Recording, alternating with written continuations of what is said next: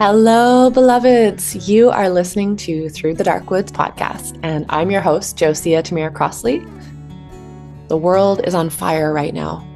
Most people are walking around carrying generations of unmetabolized pain and wondering why everything feels so heavy. If you're someone who holds space for others in any capacity, and you know that there's a deeper medicine needed right now, you are on the right track and in the right place. If you felt the call to grief tending and grief ritual work, but not known where to start, and if you would love to build a thriving grief tending practice that sustains you deeply, serves your community, and supports collective liberation, you are in the right place. I believe that community grief tending and ritual work is not just a critical way that we heal ourselves personally, although it's also that, but that this work is at the heart of our collective liberation. And yet, as our known world seemingly falls apart at the seams, it's also more vital than ever to remember that gratitude, joy, and celebration are what feeds life alongside our tears and our sacred rage. Thus, on Tuesday, March 3rd at 4 p.m. Pacific time, we gather for a community grief and praise ritual to wake what is dying in our world and to feed life with our full-hearted presence and celebration.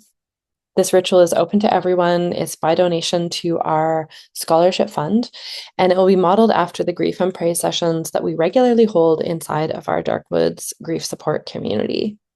We will offer a collective, non-denominational prayer and meditation. There'll be writing and somatic practices, followed by a somatic movement practice, also known as dancing. And there'll be opportunities to share, express, and be witnessed. And everyone will be invited to share and participate to the degree that's right for them. So all the practices are invitational. As I said, this is a by donation event. All proceeds go to our scholarship fund, which supports us to be able to offer solidarity pricing for our programs and trainings, particularly for our Roots of Ritual Grief Tending Foundations training. We love to support folks who are living and working in underserved communities, primarily Black, Indigenous, people of color, single parents, disabled, and caregivers living on a limited income, to be able to engage in our trainings and programs. And we can't do that without your support in this way. This is also intended as kind of a introduction for folks who might be interested in joining one of our programs and trainings, particularly our Roots of Ritual training. So you can get to really see and feel what it's like to be in one of these spaces in action, because it's a really powerful space to be in. And yeah, I'd love you to have the opportunity to experience that. So link is in the show notes. Come and check us out. darkwoodsofgrief.com/collective-wake, WAKE. And I would love, love, love to see you there. And lastly, if you're loving this podcast and would love to show some appreciation, you can throw up a 5-star rating in whatever app you're listening in, which helps to boost us in that pesky algorithm. And even better, share it with your people, the ones around you who might also be called to the sacred work of grief tending and needing some inspiration. This is heavy work to carry alone, and we just aren't meant to. So call in your community and share in the support. Okay, so welcome, welcome. And I'm super happy to be here today with Adeline Lefebvre, Adeline is one of our facilitators in the Darkwoods of Grief support group community. And we've been working together for a few years. Excited for her to share her story with you all today. Adeline is a wild woman and lover of nature and big adventures, and that is for sure. She came to Canada in 2018 to complete the Wisdom of the Earth Wilderness School Immersion Program, and that's when we met. And through this training, she became a mentor for children in deep nature connection and discovered during that process that grieving is necessarily a part of healing and coming into deeper connection with nature, with each other, and ourselves. Upon returning home to France, and she'll talk about this more, but she lost her very dear mother, and the depth of this grief led her to return to the path of grief work and to return to Canada to complete our 2024 Darkwoods Grief Tending and Ritual Facilitation training, which was the original rendition of what we now have as part 1 and 2, the Roots of Ritual trainings. So yeah, and she has held grief circles both online and in person, and she'll share more about that as well, what she's up to there now. And she's currently home living in France. So welcome, Adeline. Thank you so much for being here. Hi, hi everyone. Thank you for welcoming me. Yay.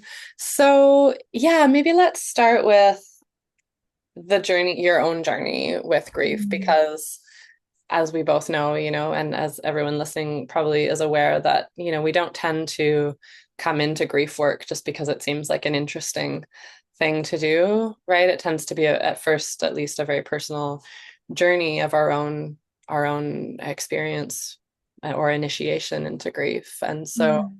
yeah, if you were to speak to kind of like, because yeah, you were coming to when we were both living on Salt Spring and I met you, you were coming to like some of the very first grief rituals that I ran like Mm. many years ago now. And so do you remember like what was drawing you to that at that time? Yeah. First, I think I was just curious about it. Mm, And so I went there, like, just, okay, I'm very curious usually. So, but yeah, I really like after the first ritual I went to. I got very touched by it, and I felt drawn by this work, and I think it was because, yeah, what I saw, what I experienced was so beautiful, and I really felt that wow, these kind of spaces are so rare and so needy, and I think it's something I think I always longed for, but never really knew. mm, And yeah, it was beautiful like that to be witnessed and to witness the others in their vulnerability. mm, And so yeah, I was like, well, actually, it really helped me also to, then I really saw that it helped me to feel less shame about me, mm, because like witnessing others sharing their grief, I understood that we share many wounds, and yeah, especially like wounds of connection. yeah. And so it was all about this, about yeah, because I felt a lot of shame in my life. Mm, I was I was I'm an introvert, and I tend to keep. When I was younger, I really kept everything tender for myself, and mm, I kind of had a shame around this of my feelings, or and I think it also came from my because when I was 14 years old, I got a big horse accident, and yeah. I was paralyzed, and so I got the uh, chance, the luck to recover, but I didn't recover all my strengths, so I still have a disability. And it was a whole journey about that, a journey of acceptance, and I'm still in this journey now. But yeah, through this journey, I really, at the beginning it was very hard for me to talk about it, and I tend to hide it to others. I was thinking I wasn't lovable Ah, because of that, and it was a lot of grief about that, and shame too, and so these rituals like kind of open a possibility of sharing vulnerabilities and feeling very uh, loved and witnessed in this really helped me to yeah to um, let go of some shame, and ah, also like to yeah accept more myself and the different parts of myself. Yeah. Mhm. beautiful. I'm so glad you brought this piece up because yeah, like having a disability or having a loss of body function, even if it's for a period of time and then we gain some of it, but it's like I think that is such a disenfranchised grief Yeah, that so many yeah, people experience, isn't it? Yeah. yeah. I think it's a grief that it's not very shared. There's a lot of shame around it, Yeah. and a lot of also like people feel very embarrassed about that, so they don't really know how to react. And we can feel very lonely when it happens to us. Yeah. And yeah, and yeah, and actually, yeah, through the training, I really understood that because I think I kept the idea of for a long period of time that one day I will kind of be healed about this story in my life. Yeah. I will reach a point where I will not feel any more anger or shame or not but sadness about what happened to me and actually I learned that yeah it will always be here Yeah. and I will go through moments of sadness and anger still I think through my whole life and it's okay. But before I think I was judging myself of okay, no, yeah, I still need to heal. There's something wrong with me Yeah. because I still feel some sadness sometimes when I can do something I would like to do, or this kind of things and. Yeah, and so and in the same time, I also feel deep gratitude to what happened to me. So both emotions, both feelings Yeah. coexist. Yeah. This gratitude, but also like the sadness, and I really allow myself more now to yeah to have these feelings, and it doesn't mean that I'm wrong or I'm not normal and this kind of things. Yeah, Mm. totally. Oh, that's so beautiful because, and I think, and this is really, I'm going to speak to this because kind of the theme of this podcast series is grief tending for collective liberation. And the colonial model really like teaches us that, we're supposed to be healthy and healed and happy and, and like anything less than like optimum functioning or optimum happiness is like seen as a fault almost in colonial culture. And so this process of really like being okay with not being okay is it's so powerful. Yeah, yeah, yeah, true. And I think also we see a lot of kind of success stories of disabled people, that really thanks to their disability that they like they um, yeah, but they maybe they challenge them like they do, for example, the Olympics because of their disability. This kind of stories, success stories of yeah, thanks to her or his disabilities, he's now doing a lot of things, and there's a lot of success stories about that, and that's great. But I'm always thinking that these people, they also, for sure, they have their down moments, and Yeah, sure, it's not always easy, but we only see the bright, shining thing parts of these stories, yeah. and I'm sure they are living the same. Like sometimes it just they are fed up of what they are living and always adapting to yeah to life and yeah. Yeah, 100%. Yeah, that kind of Mhm. yeah, like the shadow side of Yeah. their experience, right? Yeah. Yeah. Yeah. Wow. Hmm. Powerful. Yeah, so you had this experience and I mean maybe that is kind of what drew you towards the rituals.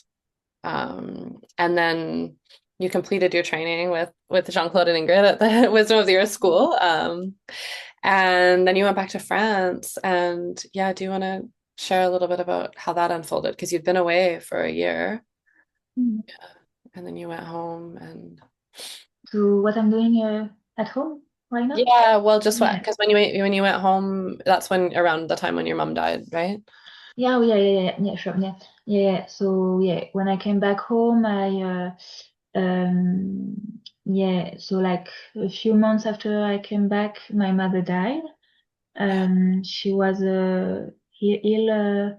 She had multiple sclerosis for some years, and her last years were really difficult for her.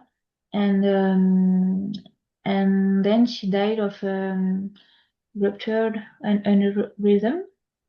Okay. Yeah, and so it was very not expected. Oh, It was very brutal. And but um, yeah, I'm glad because yeah, as a like the last her last year was were very difficult for her.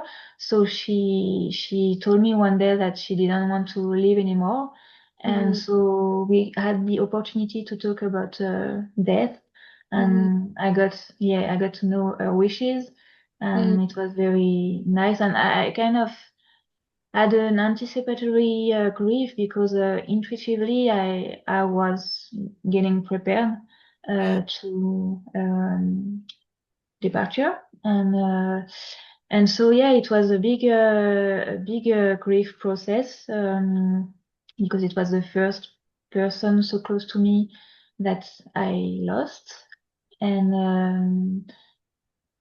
I don't know if it was also because it's my first figure of attachment, and you know, my mother who gave me all this unconditional love, and I knew that I could always reach her if I needed to.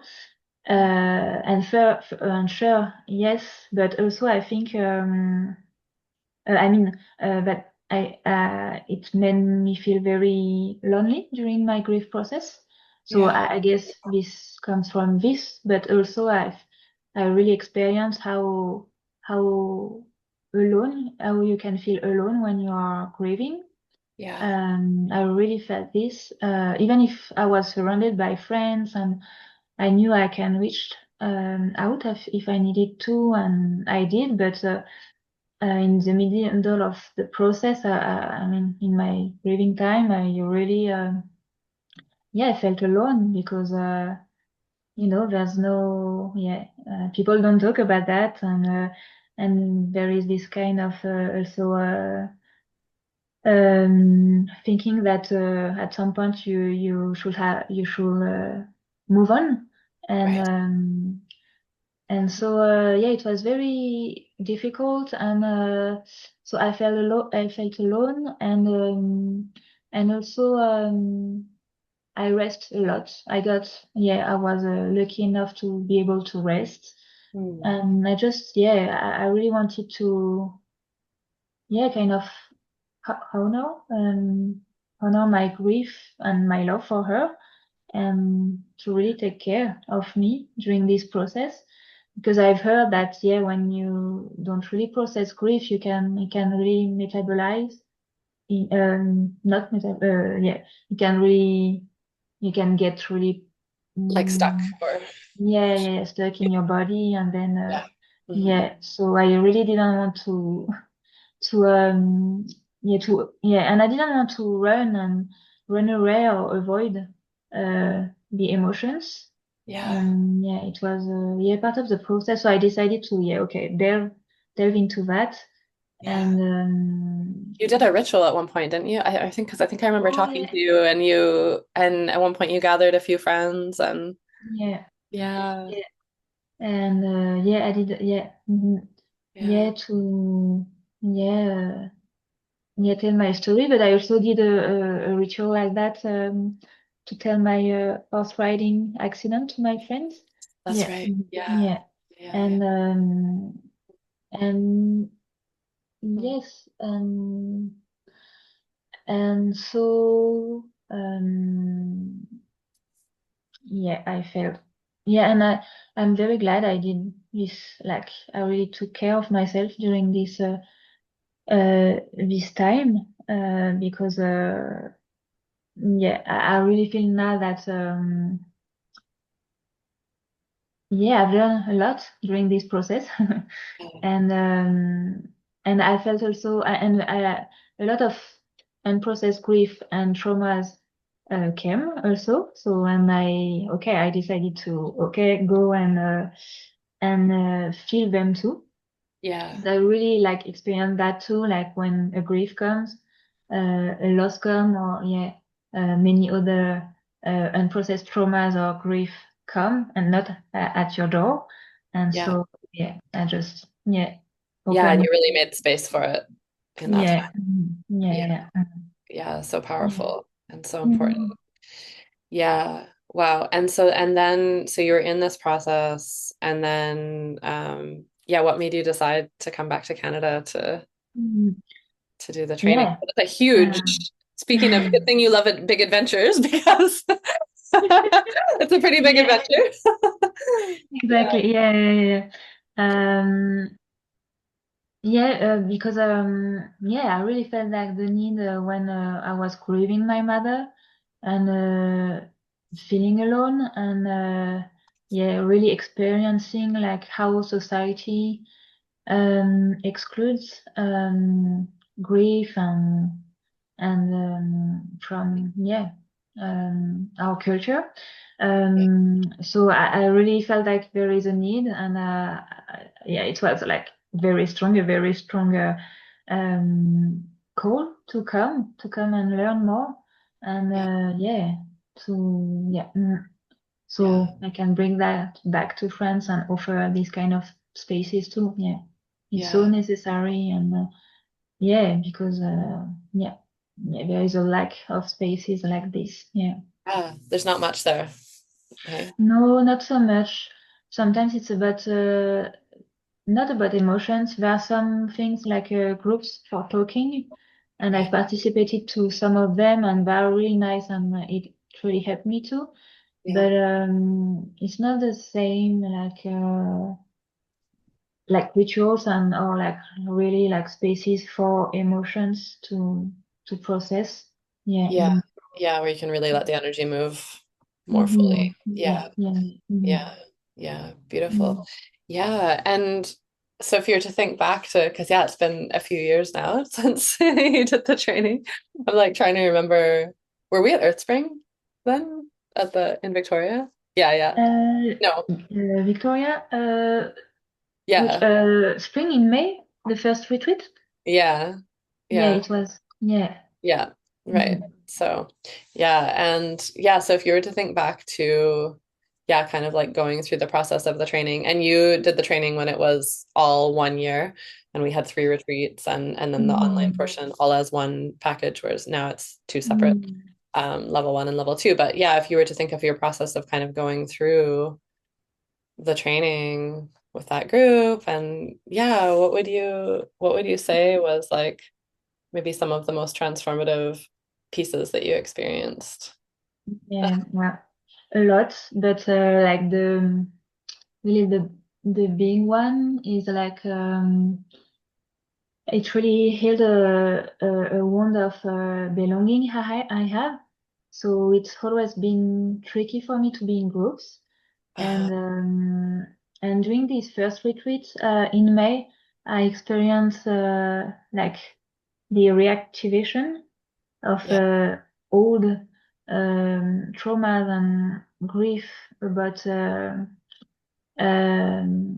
belonging, like feeling a bit like the outsider of a group. I always felt that. I remember. And Yeah. Hmm. so I felt, it was really triggering me. Yeah. And and then so I talked to you about Mhm. that, and I did a whole process um, with Q also, Yeah. and and I got the opportunity in our second retreat in July to share what I experienced in this first retreat to the whole group, and Yeah. it was very very healing.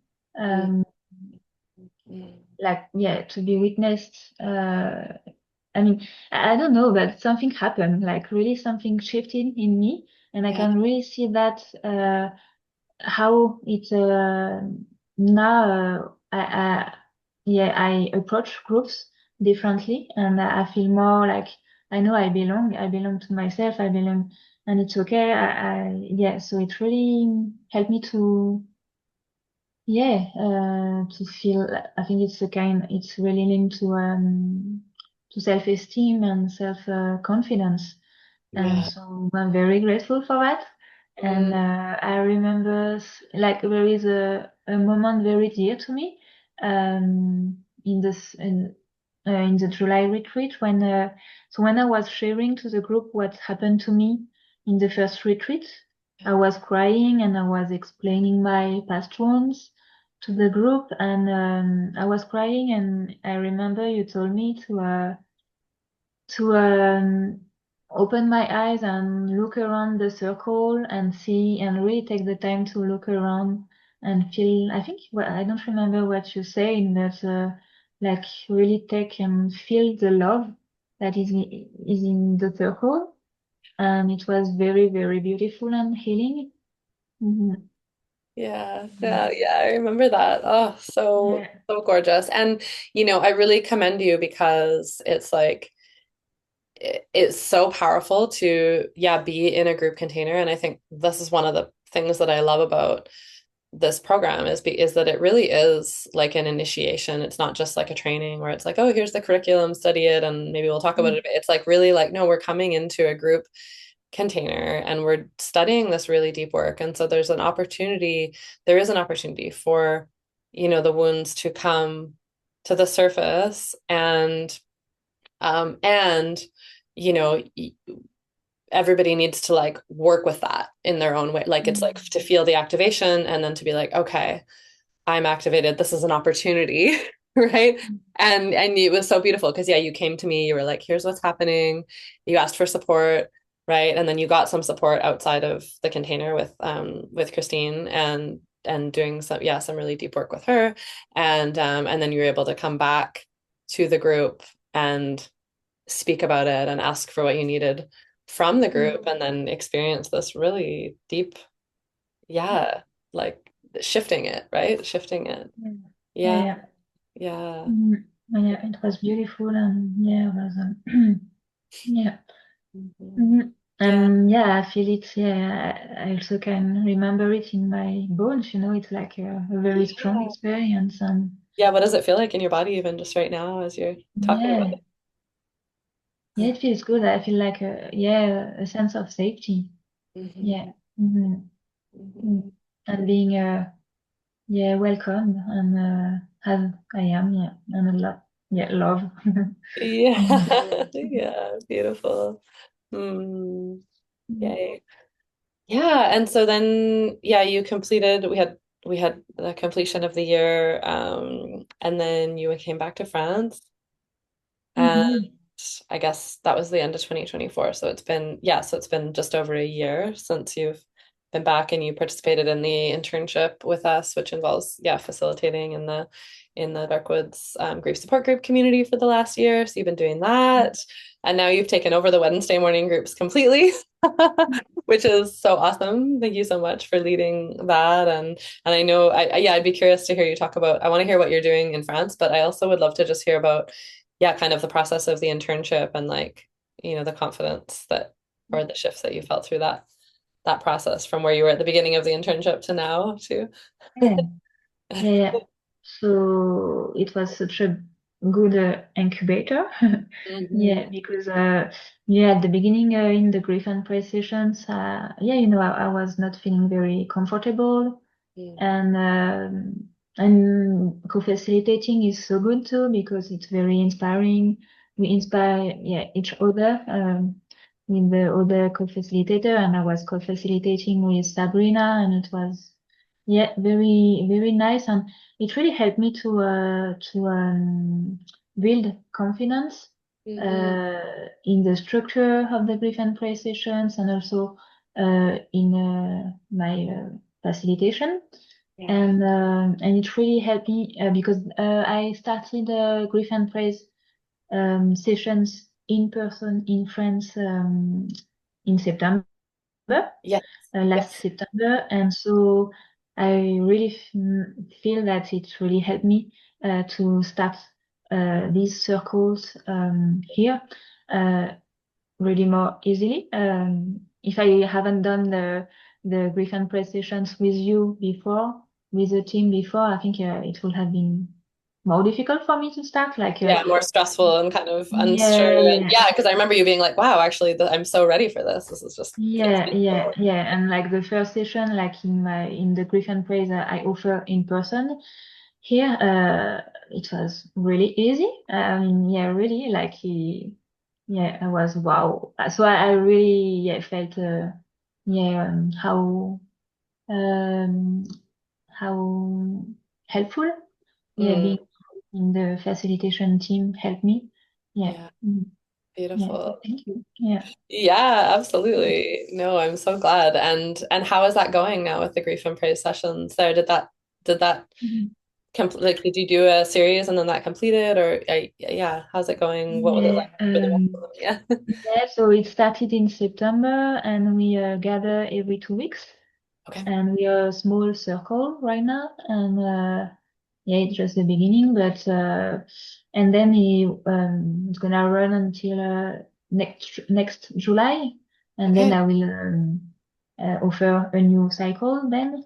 Yeah. Um, and yeah, people really feel like the same in grief and precision with through the dark roots of grief. Like, yeah, they really feel the power of this structure, and they arrive with their grief, and they go and live so much with so much relief, and so we do the movement together also, and each one is in her or his bubble, but yeah. Yeah. So yeah, Beautiful. yeah, like there is like this power of this structure is wow, really, really beautiful. Oh, amazing. Mhm. Yay. I know it's so effective. Hey, it's like Yeah, I'm yeah, even kind of blown away by it. And still, I'm just like, wow, this is really working. It's cool. You know. yeah. Yeah. And and I implemented a new thing a couple of weeks ago after Yeah. the shuttle practice. I offered a possibility so people are um, by two of them, like Beano's, yeah. And so after the sharing of their shuttle, I invited them to give a loving touch. Mm, Um, so if they want to, yeah. and it's so powerful. I'm like, wow, I'm so glad I inviting them to do this Yeah. because it really helps to like Mm, yeah, there is a lot more releasing of emotions. yeah. And every one of them say that we were lacking so much of this touch in our society, and it's so good. Oh, Yeah. beautiful. So you're doing for anyone listening who doesn't know, the shuttles practice it's a writing practice that comes from Francis Weller. So you're doing the writing, and then typically we read or share like all or part of the writing. So you do that, and then can you say more like what does that look like? The touch practice? Are they going in Mhm. partners with each other Yeah, and that? Okay. yeah. Yeah. So they are two by two, Yeah. sharing their shuttle, Yeah. and once um, one has finished to read, Yeah. and the other say thank you, then the one who has read is her shuttle ask for a touch. Okay. And yeah, it can be like just a message or Mm, um, yeah, like like on the head or the shoulder or yeah, something yeah. like that. Oh, So beautiful. whatever they want to, Yeah. and they can receive this touch from their partner for Mm, like a couple of minutes, and yeah. then they change and shift their turn, and Yeah. that's the other one who read and then receive the touch. So yeah. Oh, beautiful. Mm. And something obviously we can do in person and not online. So I love that you're Yeah. you're I love that you're like, yeah, you're doing it in person and you're evolving it, which is that's so Hmm. gorgeous. I just love that because it Hmm. really is an evolving practice, right? It's like, Hmm. yeah, Yeah. like the grief and praise session structure has evolved so much from when I first started it online in, I guess, 2021. It's been like 5 years, and it's changed so much over those 5 years of what we do, and it continues to evolve. Yeah, Yeah. so beautiful. Mhm. Wow, Mm. beautiful. Yeah, Yeah. anything else you want to share about just, yeah, how it's feeling for you now? And Yeah. uh, Um, yeah, I'm very happy to develop that in France. And so I'm just at the beginning, but so there are these circles every 2 weeks. But also I'm also offering one-to-one sessions for grief tending, and I'm gonna offer soon rituals like day long and half day long rituals, and then weekend long rituals.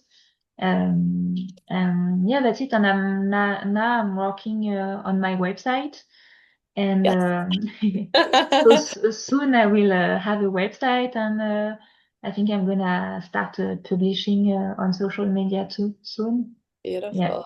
Mm-hmm. Yay, amazing. Oh, it's so Mm-hmm. exciting to have, yeah, that seed planted in France. I just like, wow, dreams come true for me. You know, it's amazing, amazing.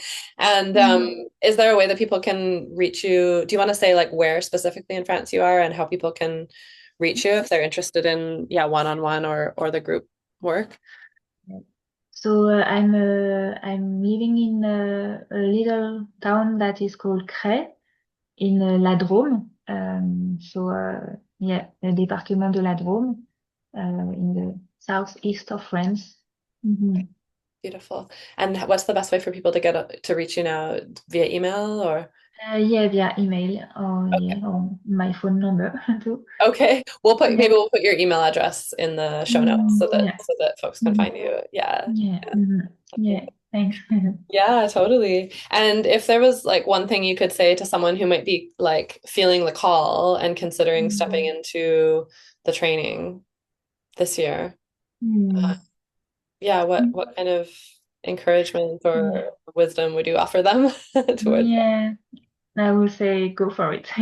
For sure. that? Yeah, go for it because it's such a really beautiful and deep experience, and yeah, that really can really transform you deeply, and yeah, I'm very like in my everyday life, I experience uh, yeah, how can I put that? But in my everyday life, I got I'm aware of the gifts I got from this training, like being more in my body in so many things, like being more aware of my body, of my energy, and